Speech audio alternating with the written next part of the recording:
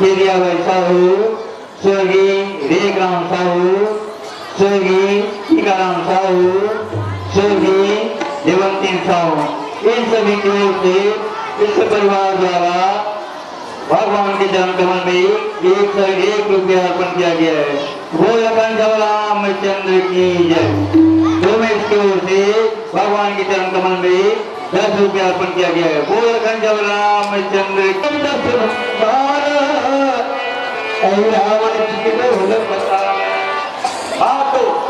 आज हमारे आसन हिलने का कारण क्या है?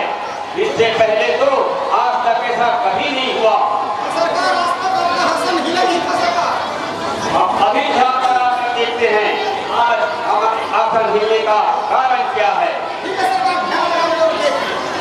जय कामना देवी, जय नितिन कान्हा जी, इन दोनों की ओर से भगवान के जन्म में 10 रुपया अर्पण किया गया है। बोल रामचंद्र की जय। लगे हुए इन दिनों की ओर से भगवान के जन्म कमल में 21 रुपया अर्पण किया गया है। बोल रामचंद्र की जय। लगे हुए मन अनुमान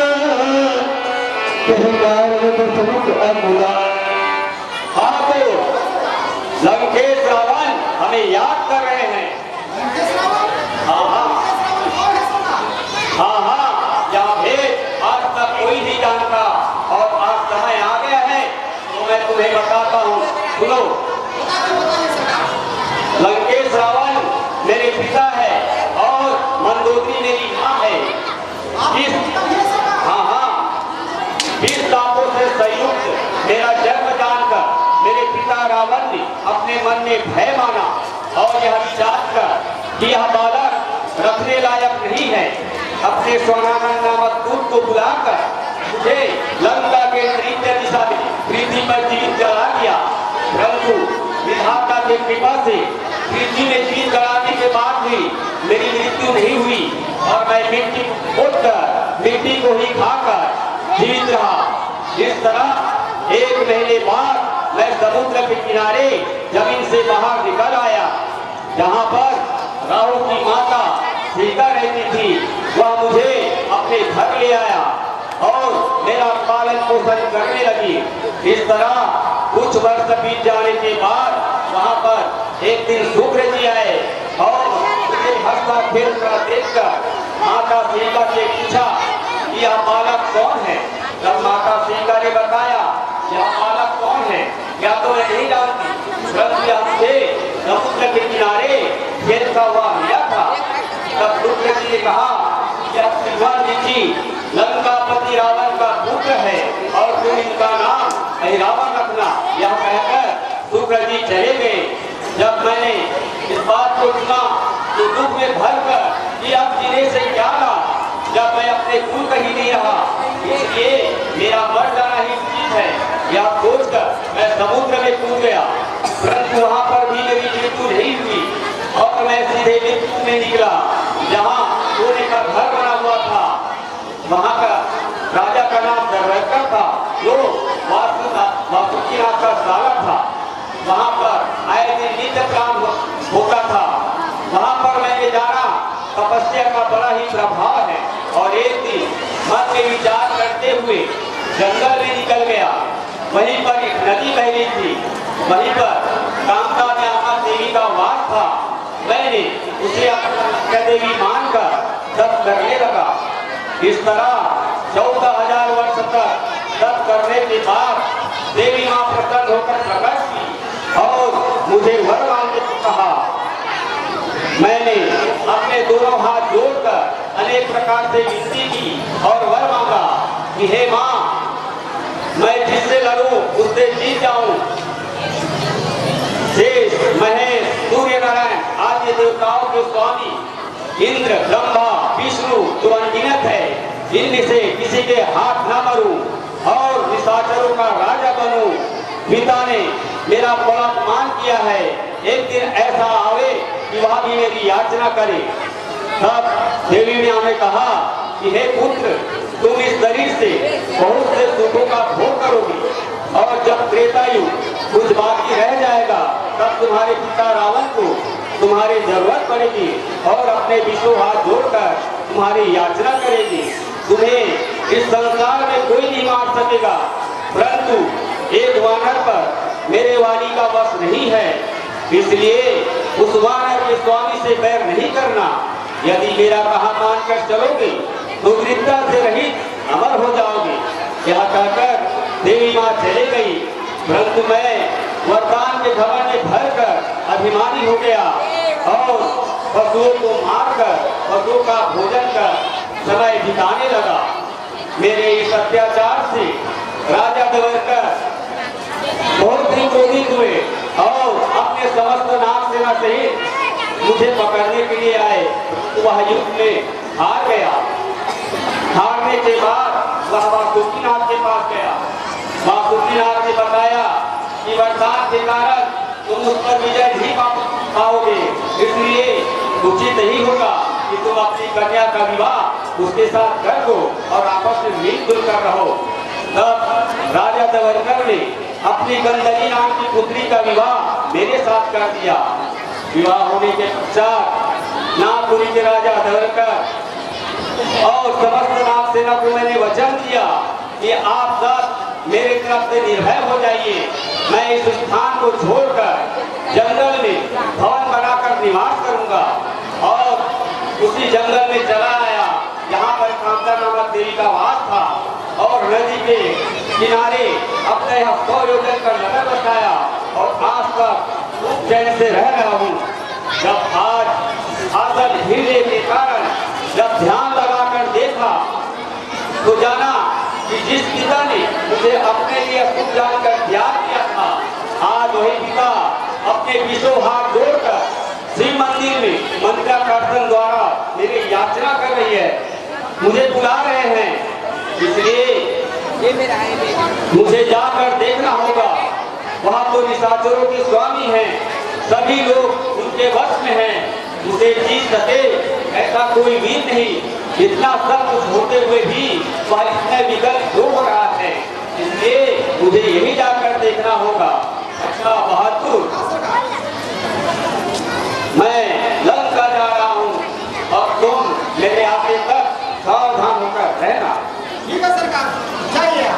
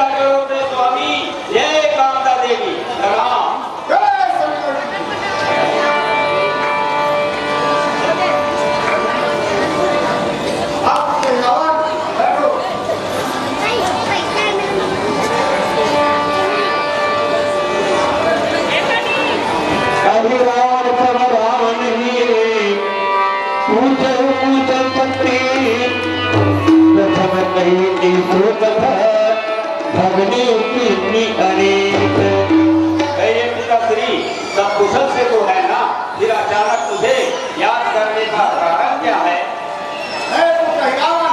यहाँ कुछ भी कुशल नहीं है। लो, एक बार हमारे साथ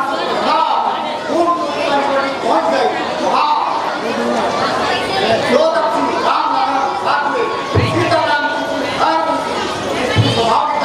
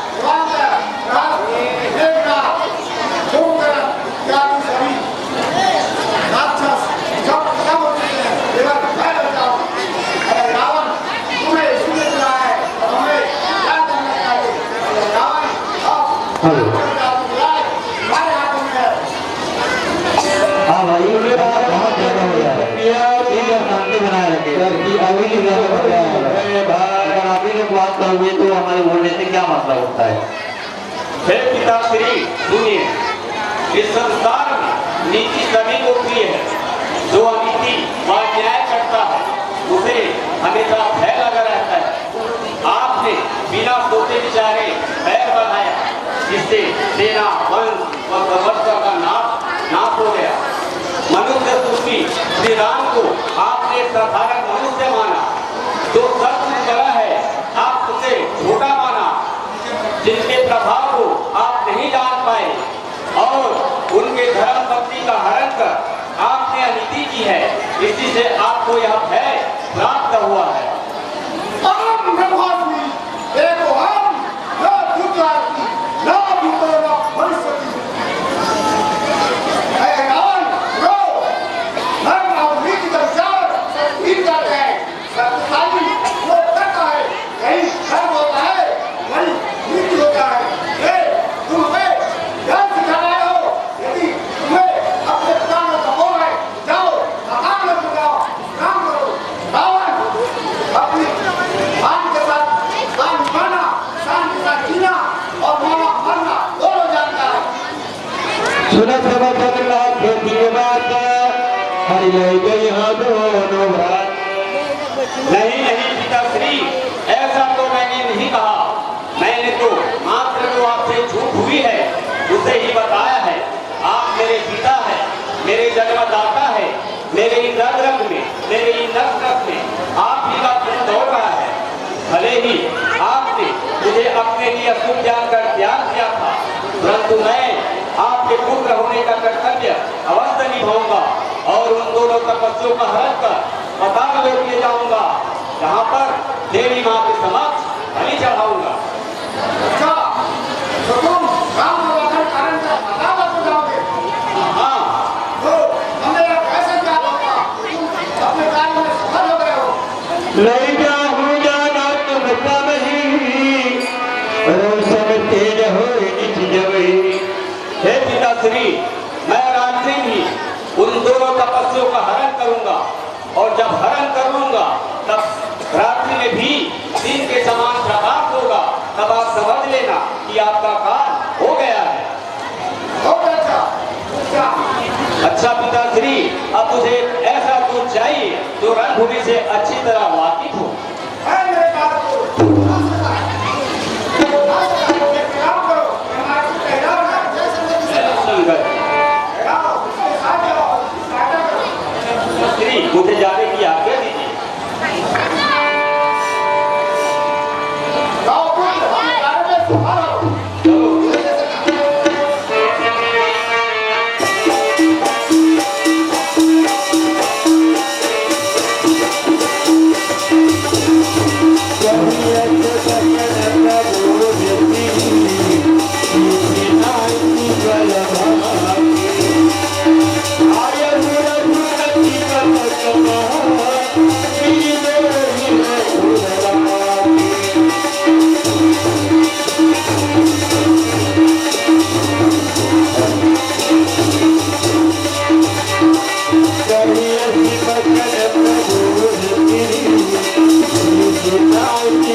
चलो।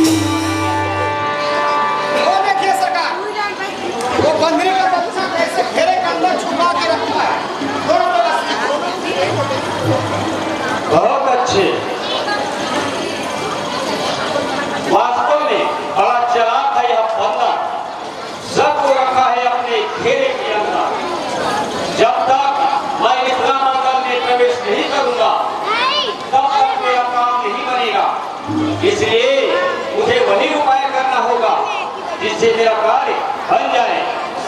ऐसा क्या उपाय करूं जिससे मेरा काम बन जाए? विचारो सरकार, दिमाग लगाइए सरकार, विचार कीजिए क्या उपाय करना चाहिए। अच्छा तो हाँ सरकार। तुम यहीं पर ठहरो, मैं अभी आता हूं। अच्छा ठीक है सरकार, लेकिन जल्दी आओ। हाँ हाँ, यहाँ की जगह हमारे लिए नया है, हमको भी डर लगता है यहाँ पर।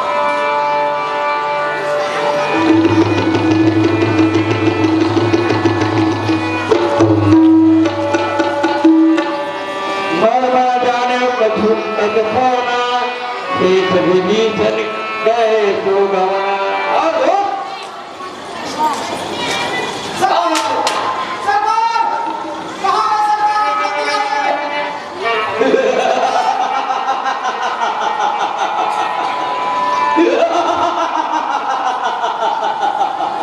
अरे दूर, तुम मुझे नहीं पहचान पाए? मैं सरकार, सरकार, मैं तो एकदम बिल्कुल नहीं पहचान रहा था सरकार। थोड़ा देर के लिए मैं आपको डर गया था सरकार, कौन है करके। जब हम नहीं पहचाने तो वो बंदी का बच्चा कहाँ पहचान पाएगा सरकार आपको। हाँ हाँ दूर, अब मैं इसी भीषण गाथा के वेश में इस रामादल में प्रवेश करूंगा और अपना काम बनाऊंगा। जब तुम नहीं पहचान सके तो यह बंदर मुझे क्या पहचानेगा? जब हम 24 घंटा साथ में रहते हैं नहीं पहचानते, अच्छा दूर, तो अंदर क्या पहचानेगा। हाँ तुम जाओ और अभी जल्द ही ताजा चीता का भभूत ले आओ। ठीक है सरकार। हम पहले से रखे थे सरकार, क्या हमको पता है कि वहाँ जरूरत पड़ेगा। ले लीजिए।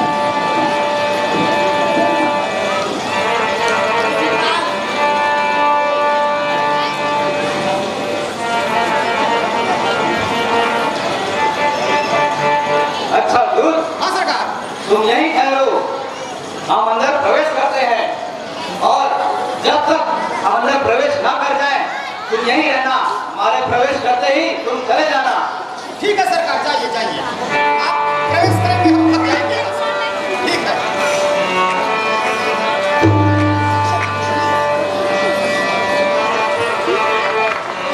जय श्री राम, जय श्री राम, जय श्री राम, जय श्री राम। अरे, कौन हो तुम? और बिना इजाजत अंदर कैसे आए?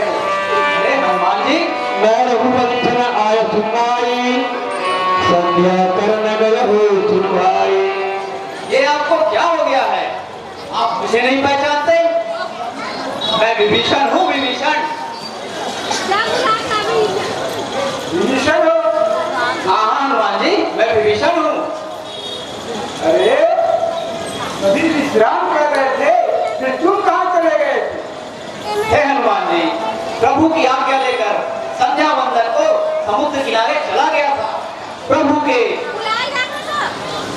स्मरण में ऐसा मन लगा कि समय का ज्ञान ही नहीं रहा और मैं वहीं रह गया। अचानक से जब मेरी ध्यान टूटी तो मैं समय का ध्यान आते ही यहाँ दौड़ता हुआ आ रहा हूँ। अरे ये तुम्हारा सीना क्यों की भांति क्यों धड़क रहा है? आप कैसी बातें करते हैं हनुमान जी?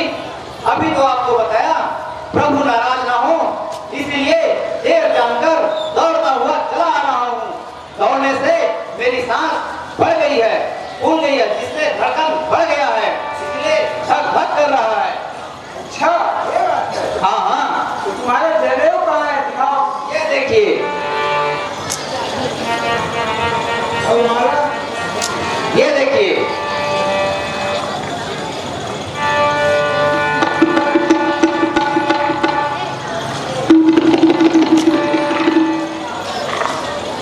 ठीक है, अंदर जाओ, लेकिन भविष्य में ऐसी गलती ना करना। हाँ हनुमान जी, मुझे अपनी गलती का एहसास है, भविष्य में ऐसी गलती नहीं होगी।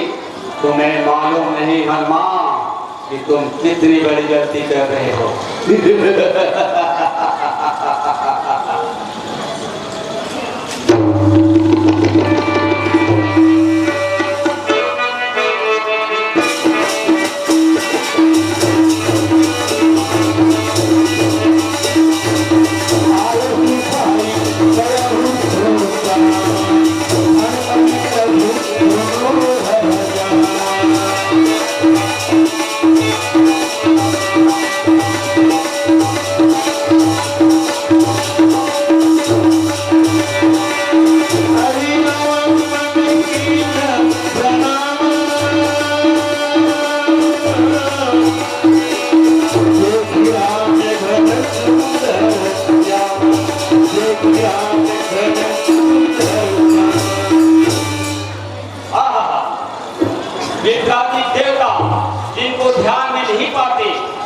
मुनि व महेश जिनके पूरब में मन लगाते हैं, बैरागी लोग जिनके लिए अनेक प्रकार का जप व योग करते हैं, जिनका नाम रात दिन जाकर जाप करते हैं, उसी श्री रघुनाथ जी को आज मैं अपनी आंखों से जी भर कर देख रहा हूं। अरे ये क्या, इन तपस्या को देखकर मुझे पता कैसा हो रहा है।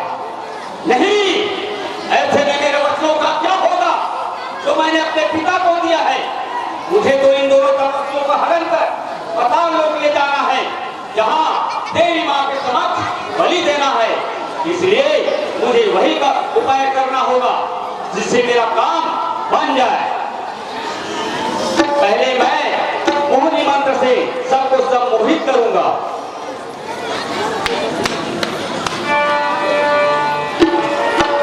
बच्चों से भगवान रोहित है कि हल्ला न करे, शांति बनाए बैठे, लीला अपना आनंद ले।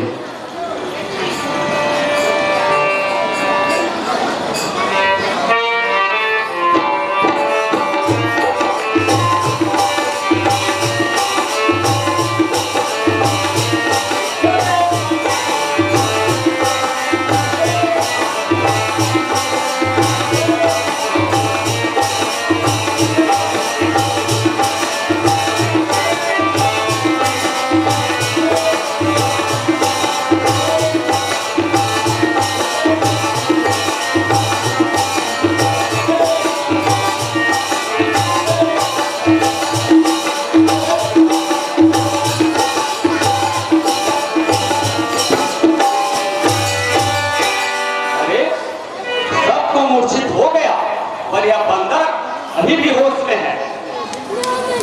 हाँ, अब मुझे समझ में आया, यह बंदर राम भक्त है, इसलिए मोहिनी मंत्र के साथ साथ राम मंत्र का भी उपयोग करना पड़ेगा।